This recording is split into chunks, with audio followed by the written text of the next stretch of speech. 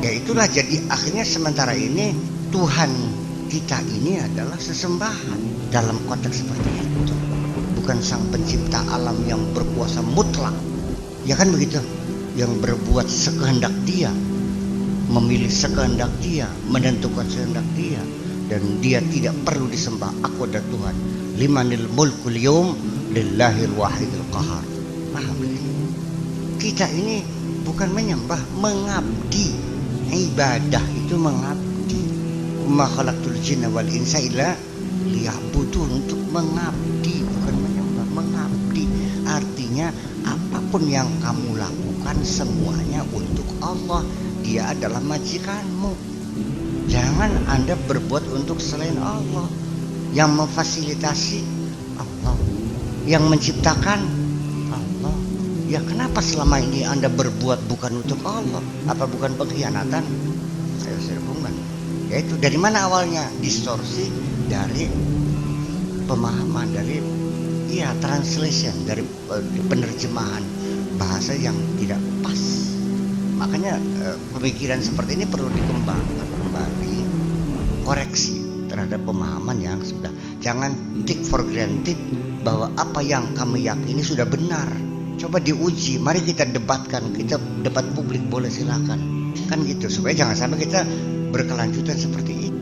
Iya, sehingga kalau ibadah itu arti menyembah Allah, maka ujung-ujungnya terfokus pada seremoni-seremoni agama, sholat, zikiran, ya kan gitu. Seperti itu. Aktivitas kita sehari-hari membangun kemakmuran bersama tidak masuk dalam ibadah nantinya. Akibatnya sing beribadah kiai baik, bupati mah beli beribadah kan gitu. Itu persoalan. Jadi yang mengklaim akulah orang yang beribadah adalah orang yang punya ilmu dan agama, yang menekuni seremoni-seremoni, imam masjid, imam tahlil kayak gitu ki. Iya kan? Nah makanya ketika kita mengabdi, apa tugas kita? Sebagian tugas kita antara lain seremoni termasuk, karena itu adalah kontak batin ya setiap saat. Makanya frekuensinya cukup tinggi juga ya, sehari 5 kali kita berkomunikasi dengan Allah tuh, supaya jangan tersesat jauh kan gitu. Makanya kan dijamin orang sholat itu kan tidak akan tersesat, karena kita terus berkomunikasi sih. Tetapi aplikasi dari pengabdian itu apa? Memakmurkan dunia ini, menciptakan perdamaian, stabilitas, kondusivitas, kemakmuran, persaudaraan, keamanan. Iya tabli. Kerja siapa ini?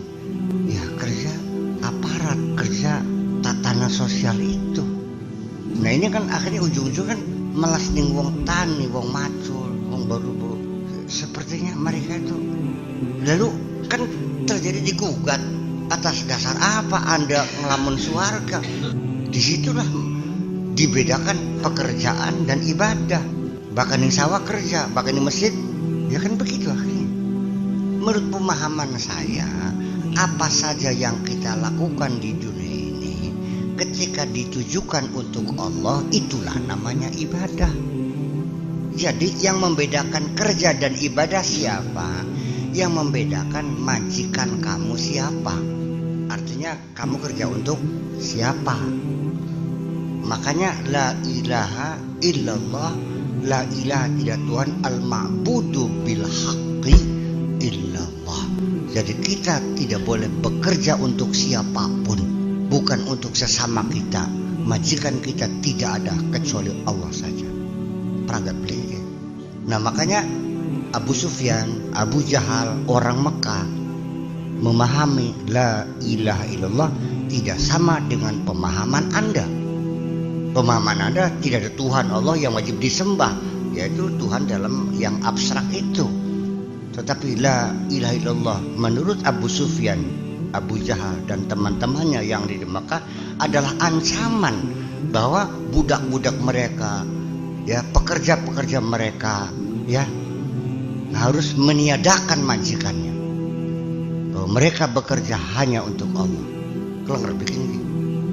Makanya kan satu reaksinya kan Nabi harus dibunuh ujung-ujungnya karena mengancam. Kalau pengertiannya tidak ada Tuhan kecuali Allah dalam artian sembahyang, saya kira tidak akan sebesar itu reaksinya. Ayo, paham belum? Begini, Anda kerja kepada saya dengan gaji 5 juta sebulan. Mana buktinya Anda bekerja untuk Allah dan mana buktinya bekerja untuk diri sendiri? Ketika uang itu Anda pakai untuk bersenang-senang sendiri dan membiarkan tetangga-tetangga yang sengsara, Anda tidak mau kenal, iya kan?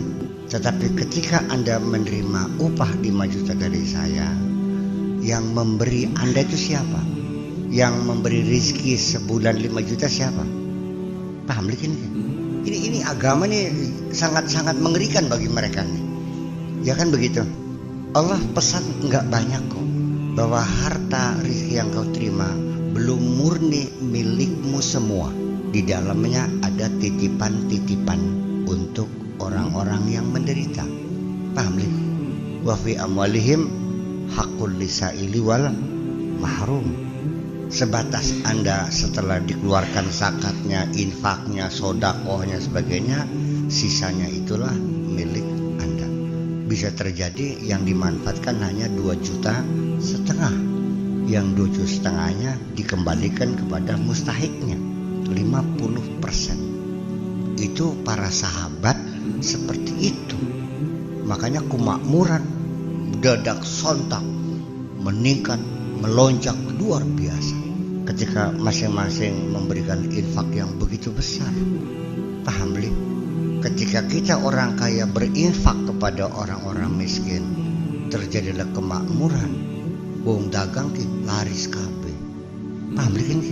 Lah iya, kejahatan pun akan berkurang. Tetap ada berkurang. Kalau bilang mah enggak, tetap itu karena ketentuannya begitu, harus ada. Ya kan begitu.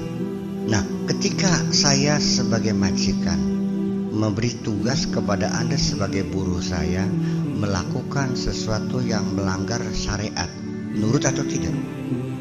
Ancamannya kalau tidak nurut saya pecat. Nurut tak boleh. Ketika majikanmu adalah Allah, tidak ada urusan dengan majikan manusiamu itu. Oke, goodbye. Di situ teruji bahwa seseorang apakah betul mengabdi kepada Allah atau mengabdi kepada sesama manusia. Kawas, kita disuruh mentaati orang tua, disuruh berbakti kepada orang tua. Sebetulnya berbakti kepada Allah. Allah memerintahkan berbakti kepada orang tua. Jangan melihat orang tua berjasa. Yang dilihat jasa Allah, kebaikan Allah. Pesan tolong hormati orang tuamu. Wabil walidaini ihsana. Anda taat kepada Allah, tak kepada orang tua, kepada Allah yang telah memesankan supaya mentaati orang tua. Apakah Anda mematuhi orang tua secara mutlak? Tidak. Ketaatan yang mutlak tetap hanya kepada Tuhanmu. Ketika orang tua Anda memaksakan Anda mengajak sesuatu kemusyrikan, nurut atau tidak? Nah, itu persoalannya. Wa in jahadaka ala an tusyrika bi ma laisa laka bihi ilmun fala tuti'huma. Tetapi di dunia tetap kita harus baiki saja. Wa sahibhuma fid dunya ma'ruf. Itu persoalannya.